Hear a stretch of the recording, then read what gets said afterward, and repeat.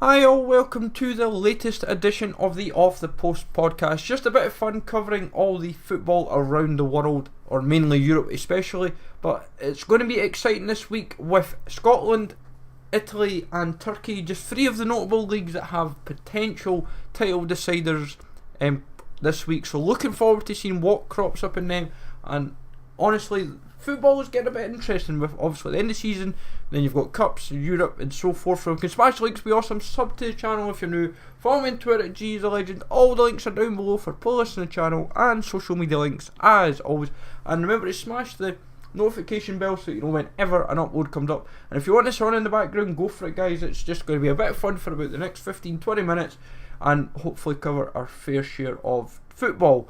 So Premiership, West Brom deserve a notable mention for this week. They, under Darren Moore, have done very, very well. They have managed to draw against Liverpool, beat Manchester United, and then also get a result in Darren Moore's first game. Now, the funny thing is, could they genuinely do the Great Escape? It's going to be very, very difficult, but they have possibly games in their favour that could happen.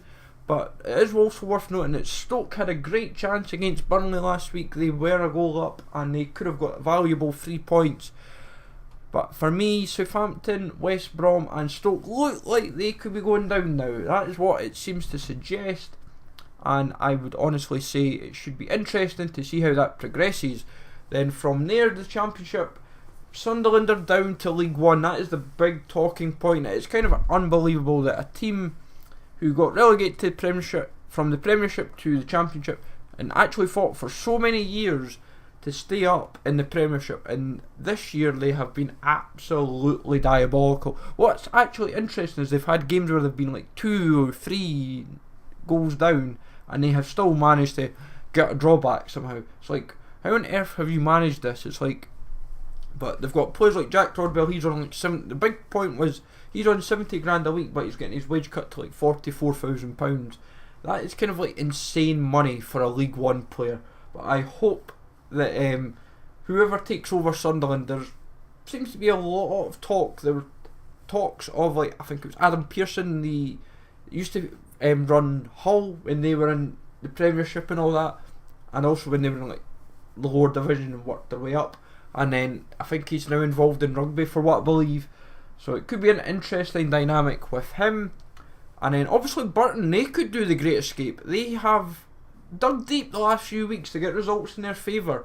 I think if they can get a result this weekend, I think it's Bolton, I think it's one of the games, and then their other game, if they were to get a result over the next 2 games, they have a chance of staying up. I honestly think if they stayed up, then fair play to Nigel Clough and Burton Albion for absolutely just digging deep, especially when it looked dead and buried a few weeks ago. They looked kind of dead and buried. Folk thought, they'll never stay up, but they've proved people wrong, so fair play to them.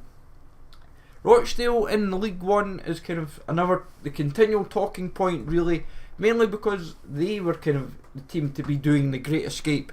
They obviously had so many games in hand due to their cup run, and I think fixtures were postponed due to obviously when they had games played. But they got a vital point the other night against Plymouth. But the thing is, these points are useful, but you want to get 3 points, especially when you're at home, and these are like your games in hand. But I think they have a chance of still sneaking up, staying up and taking it from there. Obviously Wigan and Blackburn are promoted. It's just a case of Shrewsbury just kind of trying to keep themselves together, because their form is kind of really, really woeful just now, and they need a bit of confidence instilled in that team. And while they should have third, you kind of want third over fourth or fifth, really, because it just looks a little bit better. But it's going to be fun games regardless. Chesterfield, obviously in League 2, have been relegated, but the second team that could be relegated is still a conundrum. For me personally, I would say Barnet look the strongest of all those teams that go down. I would really like Forest Green to stay up. They're kind of, I think, just high enough to stay up. But I know because the interesting point is they've got a lot of goals in their team, but they've conceded a lot this year. That's been kind of their downfall, and it's kind of been the problem with even like Cheltenham, for example. Up till about a month or so ago, Cheltenham were in a relegation battle nearly as well, and through goals like Mohamed Aiza, for example, they have managed to just claw their way up the table, kind of mid-table now, so they've done quite well, and it's good for teams like them. It's a big difference from finishing, say, third bottom to maybe, say, 12th. There'll be a lot more money on the table for these teams. That's usually what happens. It's how it always works, really. So you kind of want to finish as high up the table, especially if you've only just been promoted. It just gets you up into a healthier position. But looking at the League 2, I think Accrington, Luton and Wycombe look kind of all signed, sealed and delivered for promotion. It's just the playoffs for that case. Then over to the National League, fair play to Macclesfield, congrats to them for going up. And I would say they could be an interesting outfit. Could they do a link in where they could get to the playoffs?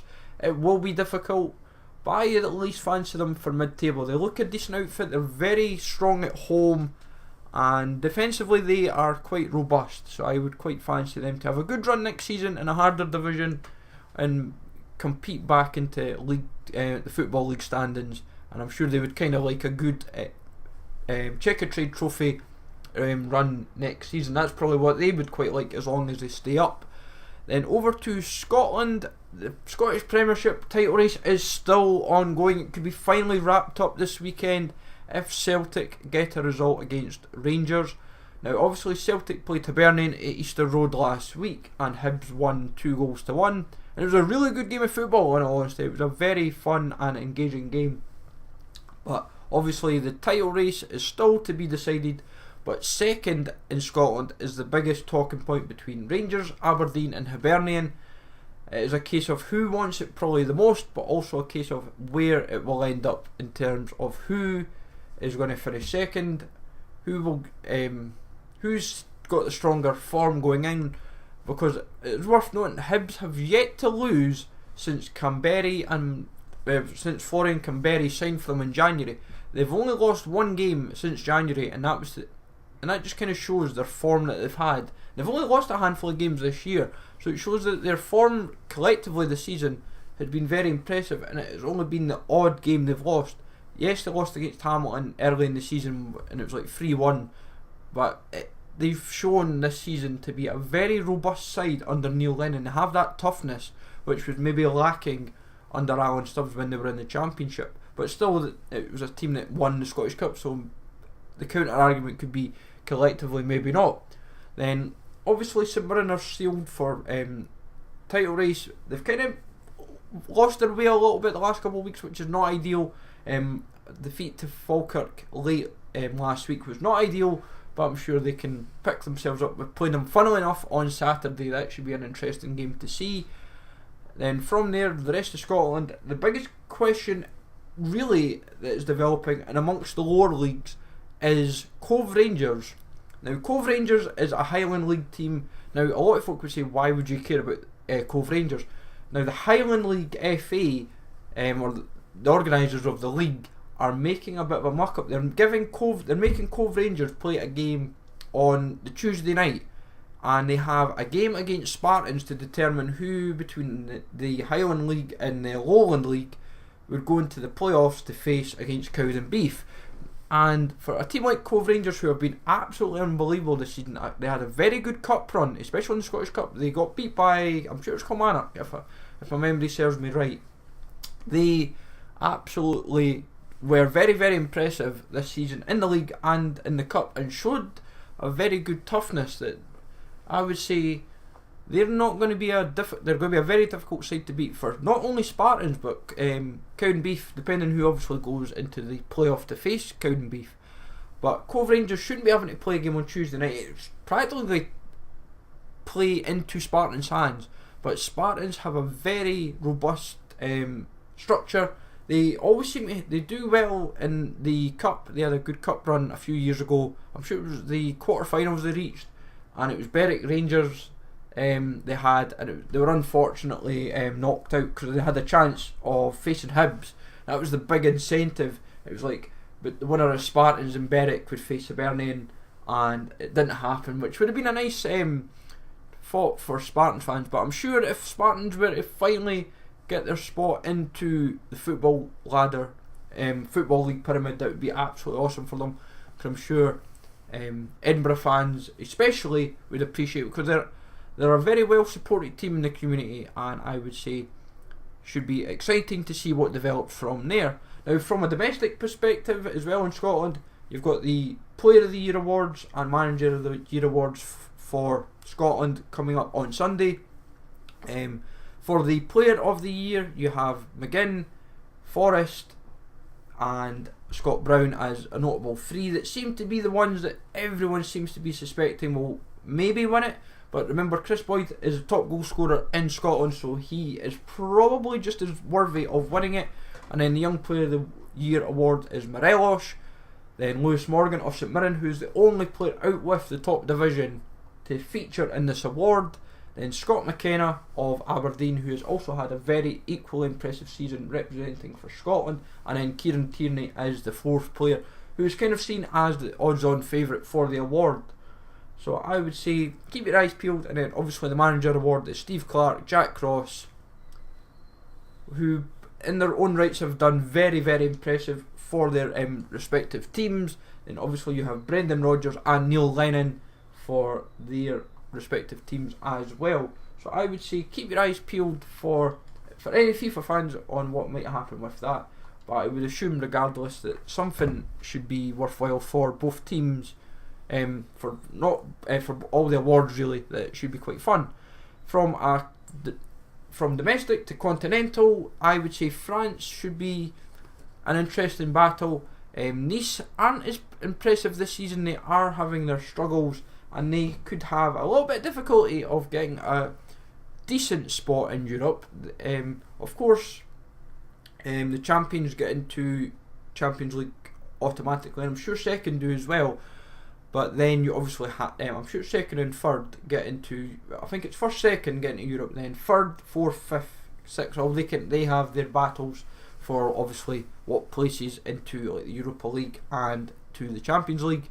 Then I would say relegation battle is going to be a fun and game cat and mouse. But remember, Marseille equally will make it difficult and confusing for folk, because of whoever wins in, say Marseille were to win the Europa League, just for talking sake, depending on where they finish in the league, it could in theory take a place away from France, because you're only allowed a maximum of so many teams in the top cup. So for example, if Marseille were to win, if you had 5 automatic places, you may lose one, so it would only be like top 4. But it's always it's always a discussion that gets made depending on where that team is that particular season. I think it's always been a point that kind of needs to be addressed robustly, that even the casual football fans that kind of try and understand this get a proper gist. Then Italy is what we kind of want to talk about a good couple minutes on. Basically, Juventus and Napoli won in the 90th minute against Juventus to kind of put the title race a little bit more exciting again. And obviously Juventus have 2 very difficult games to play, which will not make the title race any easier, and it will determine, of course, if Napoli, despite their little wobbles, can finally get over the line, get the 2 wins that they need, and hope and pray that Juventus will either win one and draw one, or win one and lose one, or even lose both, you never know, or draw both, to then give the title to Napoli.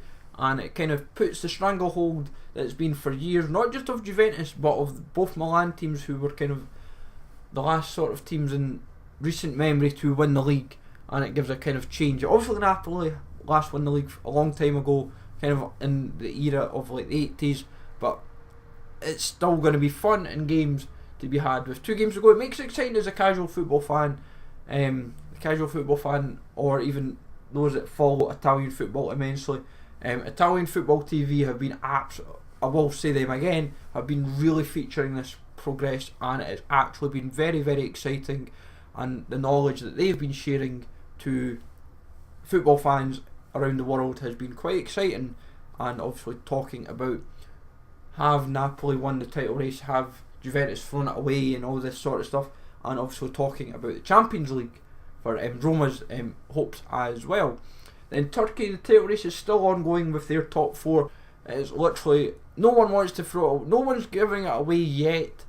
And the biggest talking point in Turkey this week is of the Turkish League Cup semi-final, where Fenerbahce and Besiktas, the game was abandoned after about 58 minutes, 59 minutes, and as a result the game was voided as a 3-0 loss to Besiktas. They refused to replay the game and all this, or play on from that point, even though the stadium was going to be closed.